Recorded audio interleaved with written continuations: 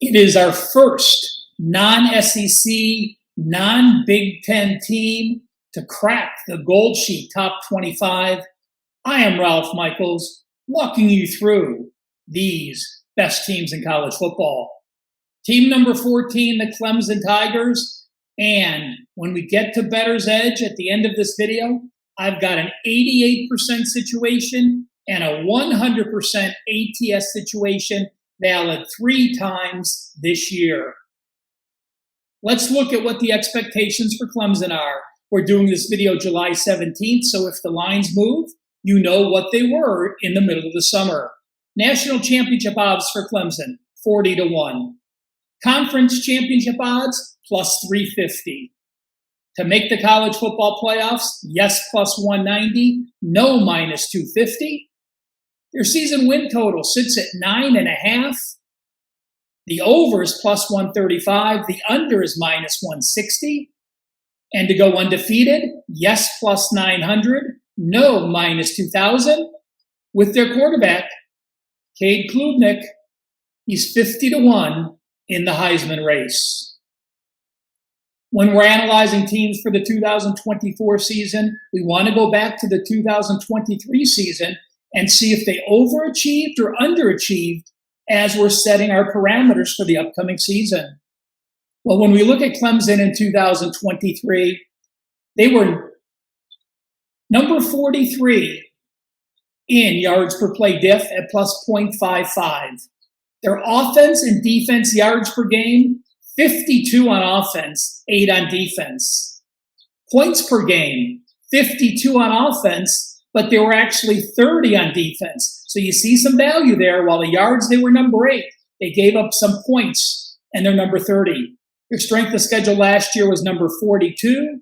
And when you look at their efficiency ranks, their offense, very poor, was number 73. Their defense was number 7. They went 9-4, 6-7 against the spread, and 6-7 over/under. That snapped a streak of 12 straight seasons of double-digit wins under Dabo Swinney. How about this for a bizarre stat? Offensively in the red zone, they were number 118, poor. Defensive on red zone, they were number 63, poor. But they were surprisingly a number 2 in plays per game last year. So despite having the offense that struggled, he still kept the pace up. And again, that shocked me when I realized that Clemson ran the second most number of plays per game in the season. When we look at their schedule, they had 6 games decided by 8 points or less, which I call close games. Many times when a team has a great season on close games, they fall back a few. If they have a bad season, it tends to improve. Well, Clemson went 3-3, so we can't take anything out of that. The Duke loss, they had first and goal from the Duke 7 and first and goal from the Duke 1. They fumbled both times. Then Duke had a 33-yard TD after a fumble and a 49-yard TD after the stop of downs to give the Blue Devils that rare win against Clemson. Against Florida State, tied at 17, tied at 24. Florida State got a 56-yard fumble return touchdown. In the third quarter, no scoring. In the fourth quarter, and Florida State scores a TD in overtime to win that. Wake Forest, they held Wake Forest to 239 yards. The game was close, 17-12, but they had a touchdown plus lead until the last minute of the game. So that really wasn't as close as a 5-point final. And against Miami, remember, Miami was without Van Dyke at quarterback. Miami D held Clemson to 31 yards rushing on over 30 attempts. It was tied 7-7. It was tied 7-17. Into overtime, Clemson gets a field goal. Miami gets the touchdown. And against NC State, there were minus 2 turnovers that led to 2 touchdowns. That was the difference in that game. Guys, we are about halfway through these top 25 videos. We've already gotten great suggestions in the comment section. Please do comment below what you like, what you don't like. How many games do you think these Clemson Tigers will win? And do you think they will win the ACC? Give us a thumbs up We appreciate you taking the time to watch Wager Talk TV. The 2024 Clemson Tigers return 9 on offense, 5 on defense. They are number 33 as far as returning production in Connolly's ranks. Now, I will say this. They brought in 0 transfers last year. They brought in 1 transfer the year before. Dabo Swinney just does not want to change the way he coaches the football team. He refuses to use the transfer portal, and I think it's really hurt him the last couple of years. I think it's going to hurt him again this year. When you have all those quality players wanting to play for you in an established environment and you're not interested in taking them on, number one, it hurts you. Number two, it makes your opponents better. We'll see what happens if he's made any changes. As I said, 14 starters back this year. Well, you look at the last 3 years, they had 15, 14, and 14. So perfectly on par with what they're accustomed to going into September with as far as returning production. In the draft, they did lose 6 players for 19 points, but they lost 6 players for 22 points the last year and lost 2 players for 6 points the year prior. But again, when Clemson was on that run, they had historic numbers of players drafted, so they know how to withstand the losses in the NFL draft. Again, they lost 6 players this past year for 19 points. Again, Klubnik, your quarterback, 2,800 yards, 19-9 ratio. Does need to get better with some of those interceptions. Had 4 rushing touchdowns. They do return their leading running back, but they do lose Shipley. They had a 1-2 tandem last year. We'll have to see if someone else can pull the weight as they split carries often with their backfield. They lose their number 2 receiver, but that's fine. They return top of their 5-6, they return 5 of their top 6. Yeah, I can speak. And they are going to be an improved unit. And the O-line returns 4 starters. They're in solid shape. Of all the 4 units on the offensive side of the ball, the O-line will be the rock. Their D-line. Their D-line loses their defense loses the number 1 tackler and 9 of their top 15 tacklers. Their D-line loses 3.5 starters and 3 draft choices, massive losses. The linebackers lose 2, including an NFL draft pick, and the DBs lose 3.5 starters. So when your DBs are basically all new starters, and one of your DBs was a number 1 draft choice pick to Baltimore, you know that is going to be the unit that has the most concern.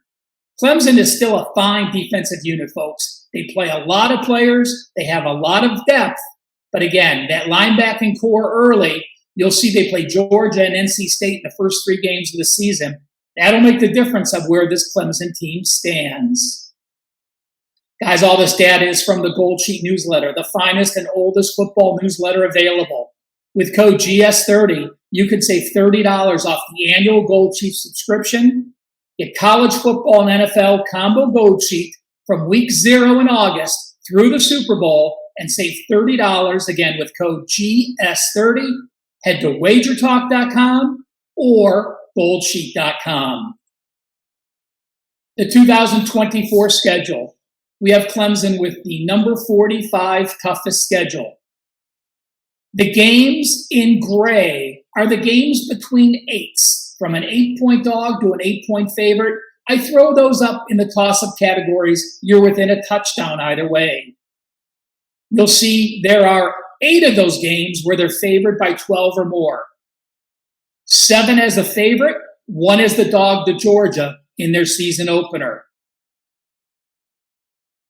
They're a 3-point dog at Florida State, and they're a 6-point favorite against Virginia Tech on the road, and they're a 7-point projected favorite against Louisville at home. So I do like this schedule.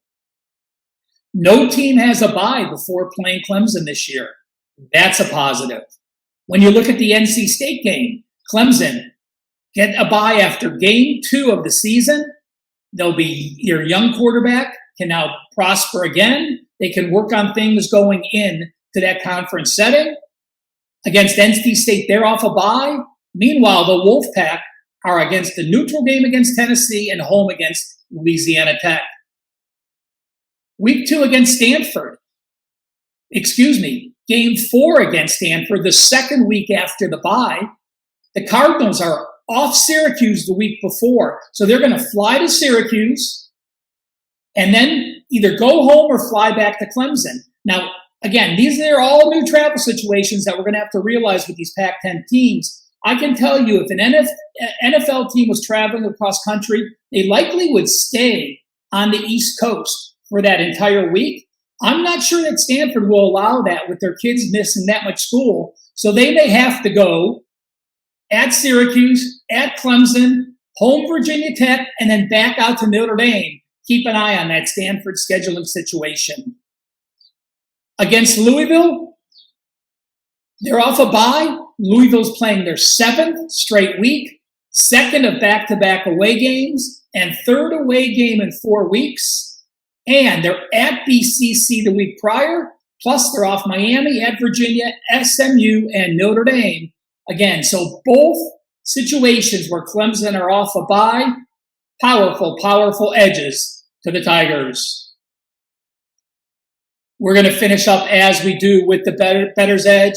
But again, if you're not a part of Wager Talk TV, subscribe right now. Find out why there is 163,000 Wager Talk TV subscribers. You'll get notified immediately when I do team number 15 coming up. Well, let's look at Dabo Swinney the last 4 years. He's 23-29 against the spread, 44.2%. Prior to 2019, Swinney was 16-12, 57% as a big favorite of 28 points or more. But since 2020, the last 4 years, while he was 57% as a favorite of 4 touchdowns plus prior to 2019, the last 4 years, he's gone 0-8, failing to cover those games by 9 points per game. In the 17 years under Dabo Swinney, when Clemson has a total of 48 or less, they've only cashed 39.2% against the spread, and only 44.2% have gone over the total. How about this, though? When they have revenge, when Clemson has revenge against an opponent, they've gone 21-12, 72%. If they have revenge and now they're a dog of +5 or more, like they're going to be against Georgia, not only are they a perfect 9-0, they're covered those games by 11 points per game, and they pulled 5 upsets. The 9 times they were a dog playing with revenge, and now they're as a dog of 5 or more playing with revenge, a perfect 9-0. And when you look at Clemson with revenge against ACC foes, they've gone 20-6, 77%, and they're 7-1, 88% if they're off. They have revenge for a home loss, including 4-0 since 2009. So a revenge spot against Georgia, conference revenge off a previous home loss. Florida State and NC State are in that mix. And my actionable info for this game, Clemson -7.5 against NC State. If you remember going back to look at our schedule, I projected Clemson to be 12. That gives us a ton of value in itself. Then add in that NC State horrible situation. They're off a neutral game against Tennessee, having to play La Tech, now getting ready for Clemson. Circle that game. It's actually an available game at DraftKings right now. Clemson -7.5 against NC State on September 21st.